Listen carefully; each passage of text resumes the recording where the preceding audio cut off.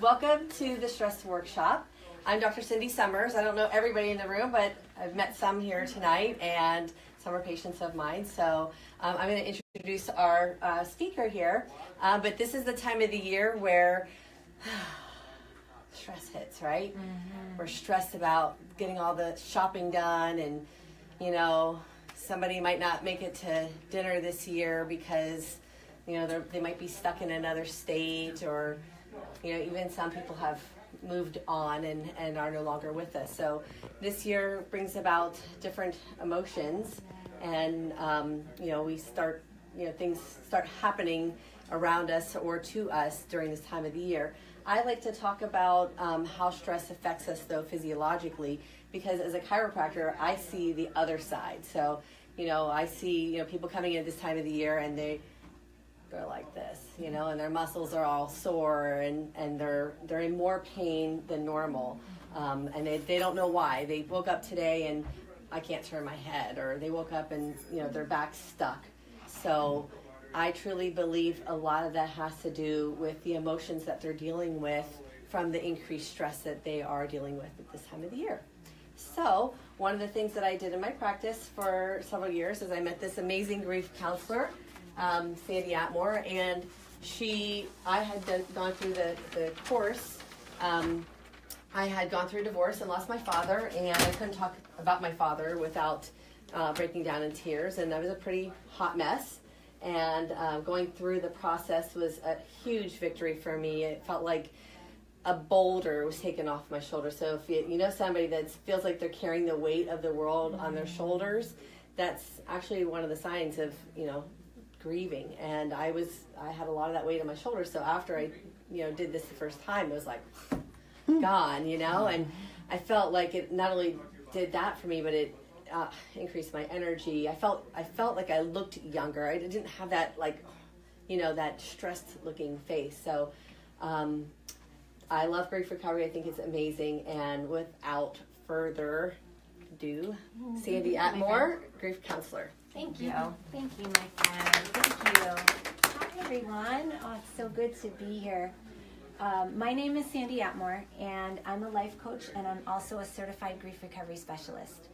And so this is the time of year. I don't know if any of you can relate to either hearing or feeling like the holidays are a bit either stressful, or maybe they feel more painful or more frustrating. I think we can all relate to that because there's something about this time of year.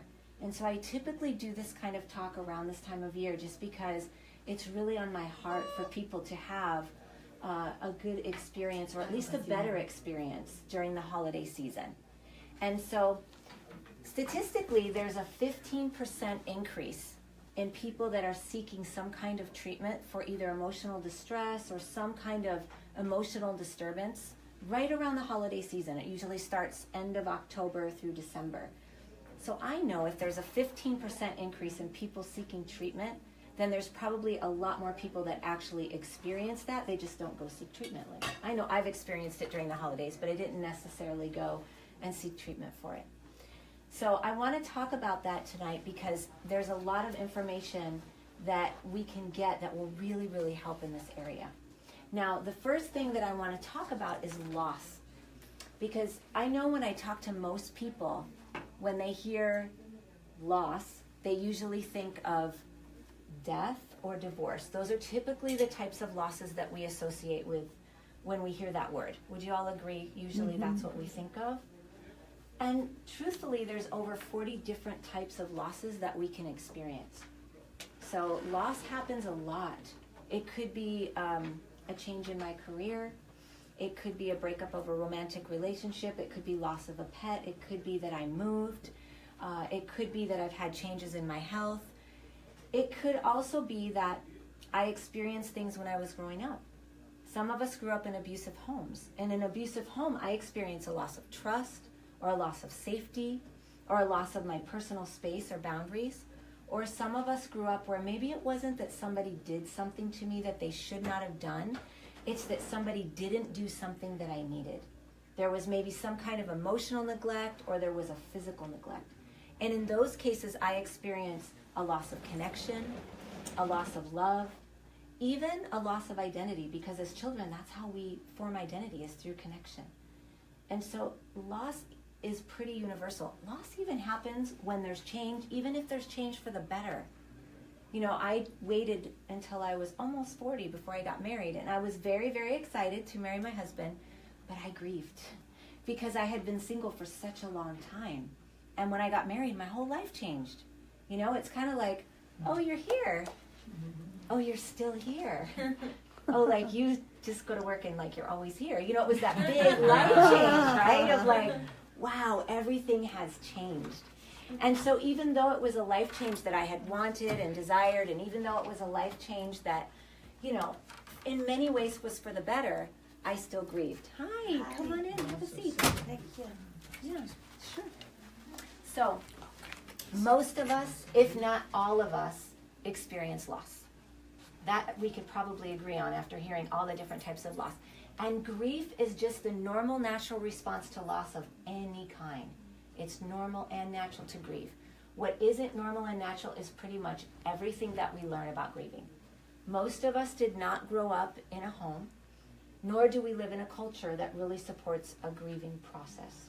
I don't know about all of you, but in my home, we didn't come together and have vulnerable conversations.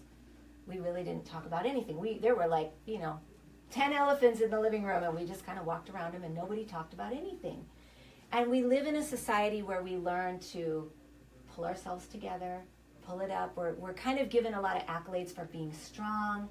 You want to think positive, look at the good. I'm not saying that those are bad things necessarily, but I will say that they are not helpful for grieving. And so most of us don't learn how to grieve, and that's really what the problem is. So a lot of us walk around with a lot of unresolved grief. And so some of the signs of unresolved grief are depression, lack of energy. Grief actually makes you tired because you're carrying something you're not meant to carry. Out of the moment, you ever have that experience like, I could be in a room full of people, but I don't necessarily feel present or connected? Overreactions, something happens and you're like, okay, I should have given that like this much emotion, but I gave it like this much emotion. That's a sign I'm bringing something from the past into the present. Or it could be that I'm prickly, that kind of anger that it's like a low-grade anger. It's like I'm not really overreacting, but I'm edgy. It could be that I'm isolating. It could be that I'm having a hard time trusting. Or it could be just I feel stuck. Like I want to move forward, but I'm not able to. Another sign can also be behaviors, like things that I don't want to do, but I keep doing, like, okay, I'm going to watch TV for 20 minutes. And then like 2 hours later, right, I'm still in front of the TV. Or I'm just going to have 1 cup of coffee today. 5 cups later, tomorrow I'm going to have 1 cup. Or I'm not going to get mad today. Okay, tomorrow I'm not going to get mad. Right? So those are all signs of grieving. So a lot of times we're grieving, we don't even realize it, because we're really not socialized to understand grief. And so a lot of the concepts that I'm talking about and that I will talk about, throughout our talk this evening, I made that sound like it was going to be a really long time. I promise I won't have you here too long. 2 hours later, we're going to be talking about grief. No, I'm just kidding. But a lot of the concepts that I'm going to talk about come from the Grief Recovery Institute. The Grief Recovery Institute was founded about 35 or plus years ago. And there was a gentleman named John James. He's a tall, kind of a man's guy. He was in the war. He came out of the war, and he and his wife had a baby. And the baby only lived for 5 days. And so this guy that had seen so much, he'd seen death, he'd seen war, he'd seen a lot of really awful things. He'd experienced a lot of loss. But this was the thing that kind of took him out.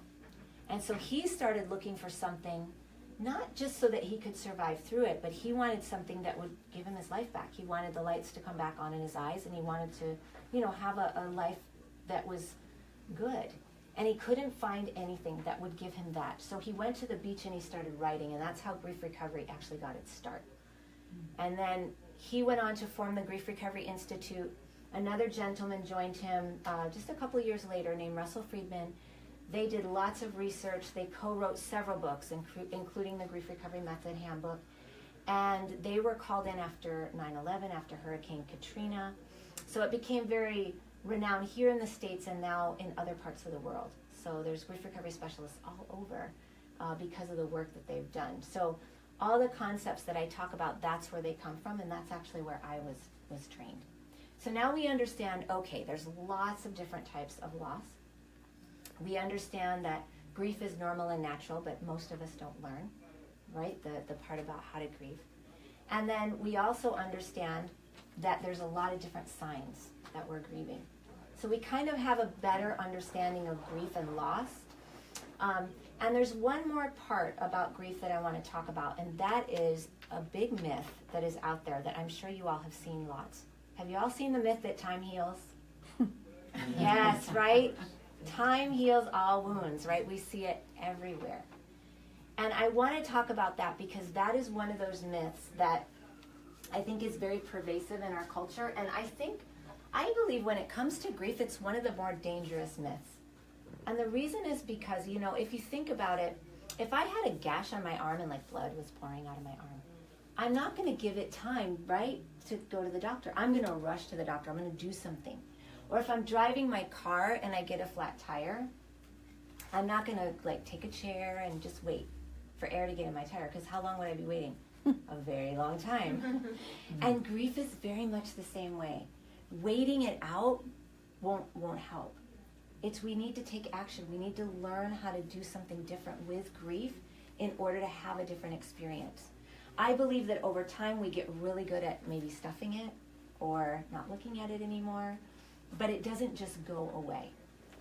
And, you know, I know for me personally, my personal experience was that was exactly the case. You know, I grew up in a home with a lot of abuse. So my losses were, I lost trust and safety. I lost my boundaries. I lost my childhood. I lost my innocence. I was physically, verbally, and sexually abused for the majority of my childhood. I was raped when I was 7. I was raped again when I was 12. I had all these horrible things happen to me. And the other ingredient in my home was denial. So we all pretended like everything was okay, so that's what I learned to do. So I took that and I went into my life and I piled on a lot more things. And turned to alcohol, turned to drugs. I was a meth addict for 3.5 years, so I went, you know, just worse and worse and worse.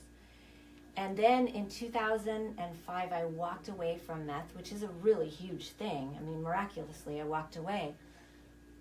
But I will tell you, even though I walked away and even though I had a whole different opportunity to have a different life, those losses didn't go anywhere. I mean, I didn't look at a lot of these losses until I was 35. So it's like 25, or more years later that I'm looking at what's happening inside, and they didn't go anywhere. Time had done nothing to heal my wounds. So I understand this firsthand, and there's a diagram that I like to show with this.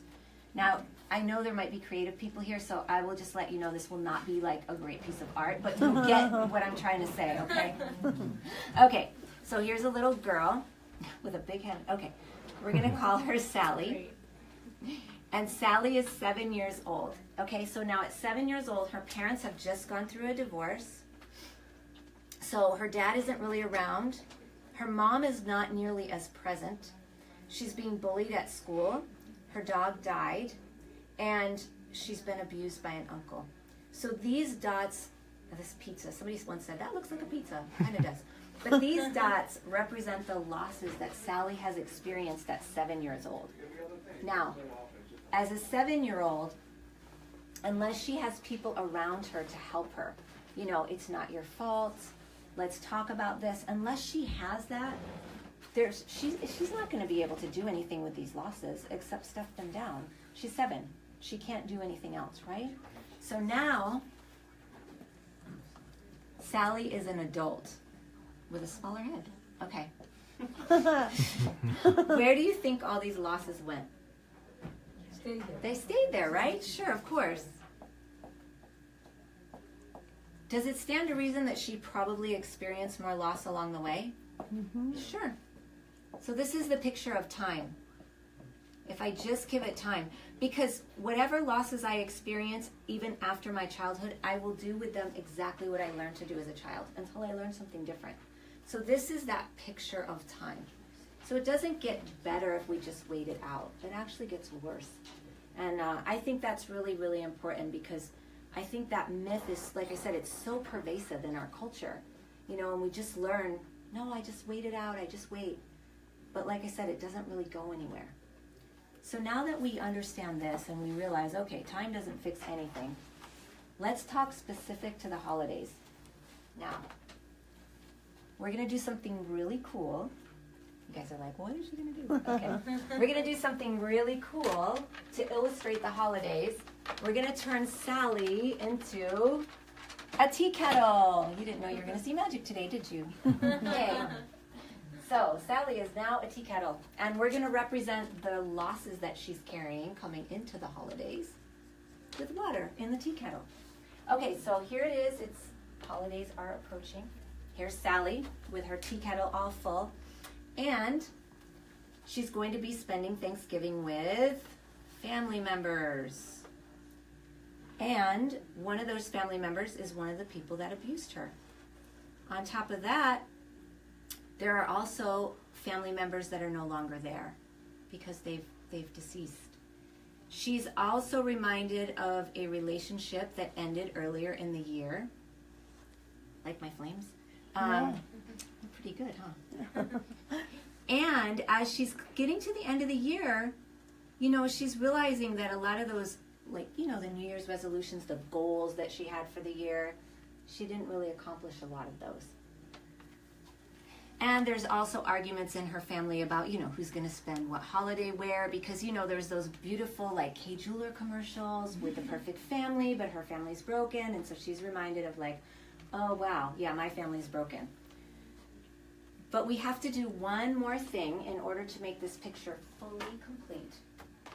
We have to put a cork on the tea kettle. The cork represents the shoulds.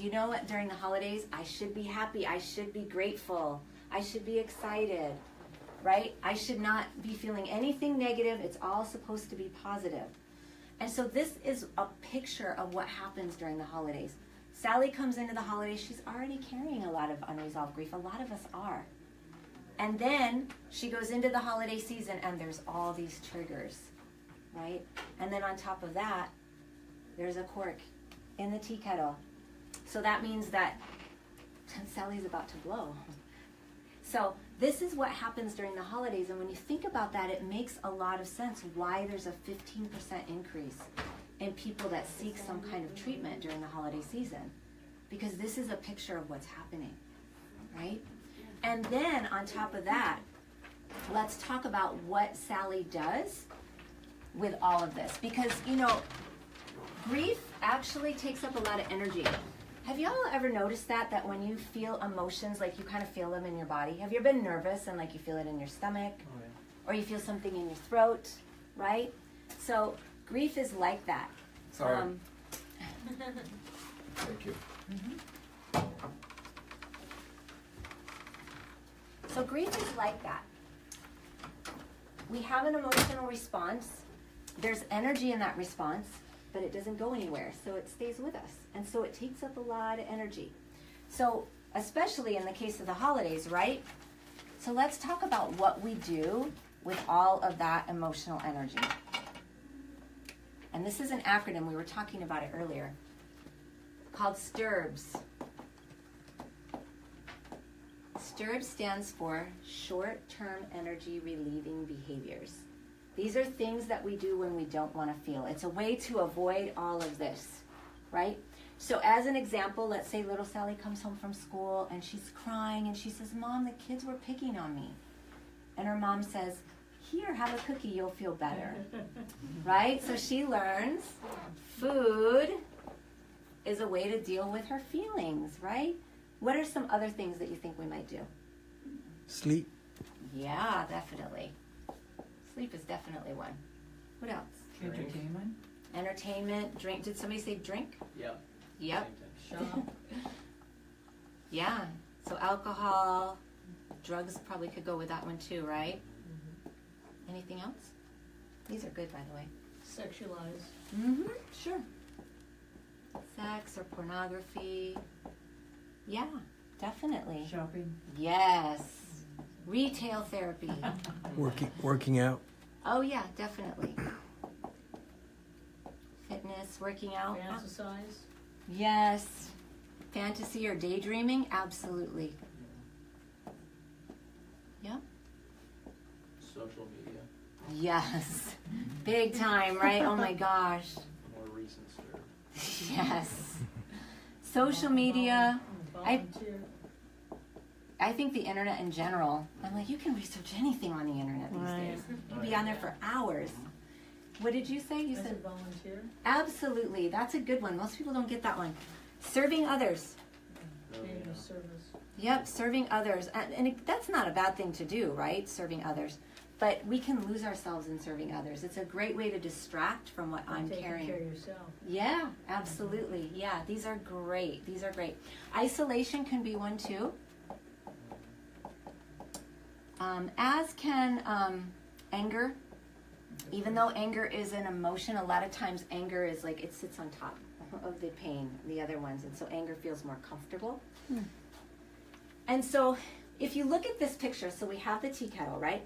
We understand stirs. Does it make sense now why during the holidays we might eat too much, drink too much, sleep too much, be more angry, be more stressed out, right? It makes a lot of sense now why we might go to these behaviors to an excess, because we're dealing with all of this. And so now that we have this, like now that we understand, okay, here's loss, here's grief, here's what happens during the holidays, here's where we go, so we fully understand the problem. We're done. No, I'm just kidding. I'll give you a solution. I'm just kidding. Okay, so let's talk about what are some things that we can do during the holidays to have a better experience. And I'm going to give you four key points, and I have a handout too that has these points on it, so I'll make sure to give you each a handout. So the first one is awareness and acceptance. You know, part of the battle or half the battle is just being aware of what's happening. You know, the stirs that we just talked about, a lot of times we engage in stirs and we don't even think about it. You know, coffee, that can be a stir too. But yeah, we can engage in stirs and we don't even think about it. You know, I shared that I was a meth addict for 3.5 years. I stopped using meth, which is awesome. But my heart was still hurting. I was still carrying all that loss. So it's not that I didn't stir. I did. I just did things that were more acceptable. I was still not present ever. You know, I was always like, I'm daydreaming, or I'm working, or I'm sleeping, or I'm working out, but doing it as a way to not be present, right? So being aware is half the battle. Like, oh, I understand loss now. Now I'm aware of what's happening. And then the second part of this is acceptance. Acceptance is something that really takes the cork out of the tea kettle. It takes out the shoulds. It's like, it's okay if I don't feel good right now. It's okay that if it's, you know, nearing Christmas and I'm having a hard time, that's okay. You know, just stopping to acknowledge how you feel instead of trying to push through it makes a huge difference. Huge difference. I know right before Thanksgiving I did a quick little video just on, you know, self-care. And so many people were watching that video and commenting and sharing because I think it resonated with so many people. Like, yeah, you know, I am going into Thanksgiving and I don't necessarily feel great. Wow, I have permission, you know, so that's really key. Another one is, now that you are aware of stirs, and I promise you, when you all leave here tonight, you are going to catch yourself stirbing. You're going to be like, oh my gosh, I'm stirbing right now. You're totally going to catch yourself doing it. But another tip is have a different relationship with your stirs. So you might catch yourself stirbing. You're like, wow, all I want to do right now is just check out and watch TV. Like, I just want to check out. I don't want to be present at all. If you know that's a stirb, you can go, wait a minute, what is it that I don't want to feel? Like, there's something I don't want to feel. You can write that down. Now, instead of just avoiding, you can actually write something down that'll help you to connect with what's happening. Like, I don't want to be connected right now. I'm sad. I'm angry. You know, it really helps you to start to connect. So your stirbs, instead of being a solution, because they're short-term energy relieving behaviors. It's like, have you ever had an experience where you go shopping because it's like an outlet and you shop And in the moment, it feels good, right? When you're there and you're shopping, and then you come home and you're like, oh my gosh, I just spent all that money. Now I got to take all this stuff back, right? Because it didn't really fix the problem, but it was temporary. And that's what STIRBs are. They're temporary. They're not real solutions. But if you can get used to going, oh, if I'm STIRBing, then that means I'm avoiding, right?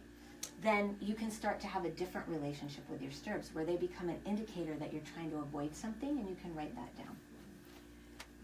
Another point that's important to remember has to do with triggers, which were those lovely flames on the tea kettle, right? The lovely commercials this time of year, and the holiday music, and, realizing that people aren't with us, all those kinds of triggers. It's important to realize, if we look at this picture of this tea kettle, Sally already had a significant amount of unresolved loss before she went into the holidays. So the triggers didn't put that loss there. The loss was already there. Okay? So all that did was it made her very aware of what was unresolved inside. And so you want to remember that. I often tell people, as weird as this sounds, triggers are your friend. People are like, triggers are not my friend. They are, though. They're your friend because they help you to see something is unresolved. And they give you an indication that there's something there that is wanting your attention. And the holidays make that more clear. So don't look at triggers like, oh, let me just push through the holidays, get past this, then I don't have to be around family members anymore. I don't have to do this anymore. And I'll just, be good until next year. But you don't want to do that, because the triggers are telling you there's something going on inside. And that might mean that you need to do something. You might need to engage in some kind of process, or you might need to do something to heal. You might need to do something to resolve that. Because what Sally carries inside affects every area of her life. So triggers are, in a sense, they're your friend. And then the last tip that I'll give you is, it's good to write things down, but sharing with a safe person is better. It's better to be able to share. It's better to be able to talk about it. I'll define for you what a safe person is. A safe person is somebody that will listen. Like somebody you can say, hey, you know what? I'm feeling some things right now. Will you just hear me? And they're like, yeah, of course. That's a safe person. A person who isn't safe is somebody that you would say that to, and they would be like, well, but why are you feeling that way? Like, there must be something wrong with the way that you're feeling. And you know what? I have a really great solution for you. You just need to do this. Okay, so that's not a safe person. Okay? Because really, when we're feeling a lot, when things are coming up, we more just need to be heard more than anything else. So if you can, have that safe person where you can share things with, that's even better. Okay? Now, I have a handout, so I'll give you all of this, and it's all written out and explained. It's not like this, to tell you, so that these are things. And actually, if you even did 2 of these things, you'd have a much better experience over the holidays. Just having the awareness, just accepting, having that moment. I mean, just to share personally, I think it was Thanksgiving morning. I was out walking the dogs, and I was like, man, I am feeling a lot, and I've done a lot of grief work, and I don't feel nearly like I used to, but I still have times when, there's a lot of distance between me and my family, partly because I spoke out a lot about being abused, and my family was like, nope, you're lying, and so that was a really hard thing. And so, and it's not been resolved, only because they aren't willing to say that it happened. I walk in forgiveness, and I don't carry that, but it doesn't mean that around the holidays I don't go, wow, this is hard. And so I was having kind of that moment, and I went inside and I sat down and I told my husband, I said, I just want you to know I'm feeling a lot, and I know it's Thanksgiving, and I think I'm going to need to hear you tell me I'm really awesome like a couple times today. And that was such a great thing, because I shared it. I told him what I was feeling. I told him what I needed, and I felt great. And we had an awesome Thanksgiving. It was wonderful. I got to hold my grandson for a long time. It was cool. So that's the holiday portion.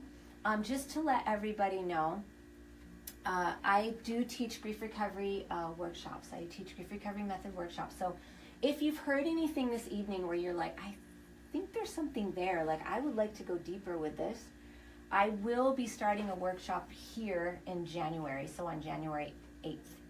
I extend a special discount, and I have it all on the flyer. I extend a special discount for anybody who's come here today, as well as for any of your friends. But if there's something where you feel like, okay, yeah, this is really hitting me, then, and you want to participate, just let me know. January classes always fill up kind of quickly because everybody comes off the holidays and they're like, oh my gosh. So if it is something you're interested in, you'd want to let me know fairly soon, like I said, because the class does fill up quickly. But that's that portion, so I was going to open it up. So we're good, Augustine. Thank you. Good. Thank you so much. You're welcome. Your arms.